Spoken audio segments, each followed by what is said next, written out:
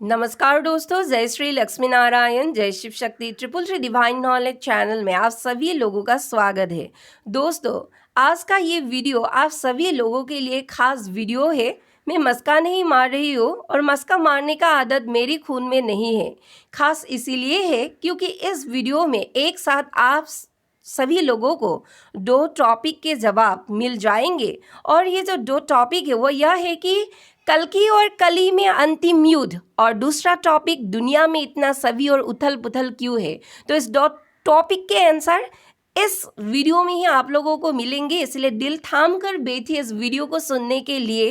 तो चलिए मैं शुरू करती हूँ। और शुरू करने से पहले एक बात कहना चाहती हूँ कि अगर मेरी ये वीडियो आप लोगों को अच्छा लगे तो कृपया मेरे चैनल को सब्सक्राइब कर इस वीडियो को एक लाइक और एक शेयर अवश्य कीजिए। तो चलिए शुरू करती हूँ। इस वक्त हम सभी के मन में बार बार एक प्रश्न अस्तित्व में आके मन में शोर कर रहे हैं कि आखिर दुनिया में सभी और इतना उथल पुथल क्यों है। यह दुनिया किस और आखिर जा रहा है। ना कोई ज्ञान, ना कोई विवेक, ना कोई समझ, ना कोई सरलता, ना कोई विश्वास, ना कोई धर्म।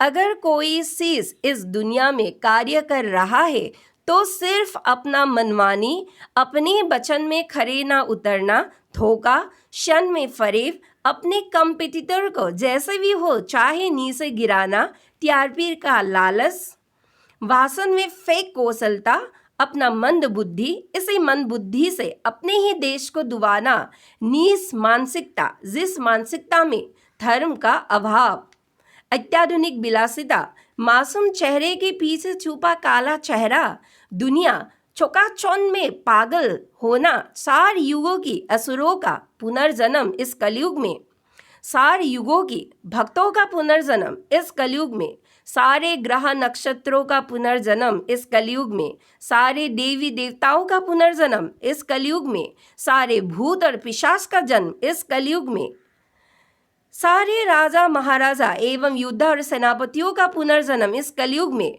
पुराना एस्ट्रोलॉजी अब किसी काम का नहीं है। यही सब मुख्य कारण है दुनिया में इतना सभी और उथल पुथल होने का। इस क्षणिक माया पृथ्वी पर सभी का पुनर्जन्म धर्म अधर्म की युद्ध की लड़ाई को पूर्णता देने के लिए। असुर तो मूर्ख है, आया ही है पृथ्वी पर दोबारा से बुरी तरह मरने के लिए।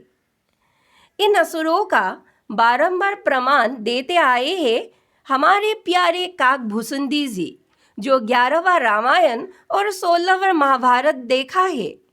यह असुर अच्छे तरह से जानते हैं कि इन सब का हार समय के साथ तय है, और असुर देवी देवताओं से पहले जागते हैं। किसी किसी को तो अपनी शक्तियों के विषय पर मालूम भी हुआ है, और इसीलिए जेल जाने के बाद भी अपना गंदा इरादा कभी भी नहीं छोड़ा। अच्छे से सुनिए एवरी डिवाइन सोल्स, यह असुर पहले ही जाकर आप लोगों के सभी डिवाइन सोल्स को कुछ साल पहले तक परेशान करते आए हैं।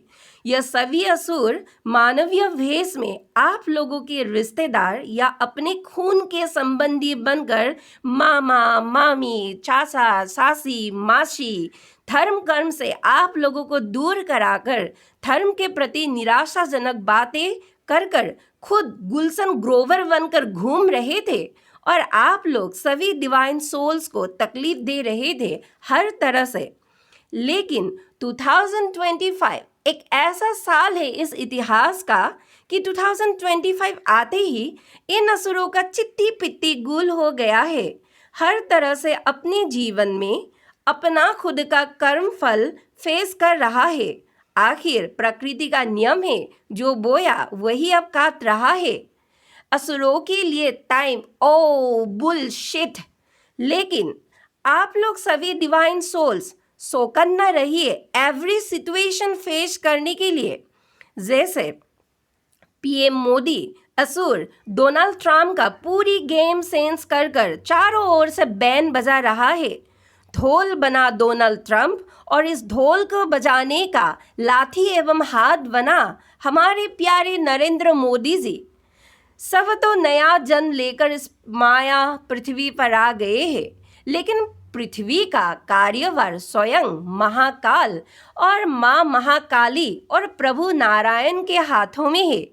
पृथ्वी पर वही बचेगा जो धर्म के रास्ते पर आएंगे, जो कीर्तन करेंगे, नाम जाप करेंगे शरीर, मन, वाणी एवं कर्म से। जीत का झंडा भी उसका ही होगा, वो चाहे असुर हो, देव हो, भक्त हो या भूत और पिशाच हो। इतना चौकन्ने रहने की आप लोगों को बहुत ज़रूरत है। जी हाँ दोस्तों, और मैंने अब जो असुरों के बारे में कहा कि असुर अगर धर्म में रहेंगे तो वह बच जाएंगे इस पृथ्वी पर, तो इस बात पर आप सभी डिवाइन सोल्स को छोकने की बिल्कुल भी ज़रूरत नहीं है। पूरी तरह से शुद्ध होकर अगर असुर भी धर्म करेंगे शरीर, मन, वाणी एवं कर्म से, तो असुर भी बचेंगे। जैसे त्रेता युग में विभीषण ने असुर होते हुए भी आसुरिक कर्म को नहीं चुना तो केवल अपने दैवी कर्म को, इसीलिए लंका का राजा बना। जैसे त्रिजटा राक्षसी ने अपना राक्षसी स्वभाव को ना चुनकर ममता और सेवा भाव सुना दिल से माता सीता के लिए, अंत में वही राक्षसी वरदान का पात्र हुआ माँ सीता की ओर से और सदा के लिए उस युग में डिवाइन का साथ जुड़ गया। यह सभी असुर कली है और एवरी डिवाइन सोल्स कल्कि है। कली अधर्म है और कल्कि धर्म है, और सभी कल्कि का जन्म ही हुआ है सभी अधर्मी कली को मारने के लिए। लेकिन एक बात याद रखना, सभी कल्कि आपस में ही सभी कल्कि के साथ युद्ध में मत घिर जाना, क्योंकि अपने ही घर में भला कौन सेध करता है। स्मार्ट हो तो जान जाओगे, अगर गधे हो तो फिर कैसे जानोगे। ये तुम डिवाइन सोल्स की कमजोरी है। आपस में एकता बनाओ, एक दूसरे का हेल्प करो, खाद्य से, पैसों से, देखभाल से, मन से, वाणी से, शरीर एवं कर्म से। सब आप लोग सभी डिवाइन सोल्स बनेंगे स्मार्ट, तभी तो बनेंगे। और इरादा मजबूत करिए कि अपना कर्म खत्म कर कर इस क्षणिक माया पृथ्वी पर दोबारा नहीं आएंगे मरने के लिए।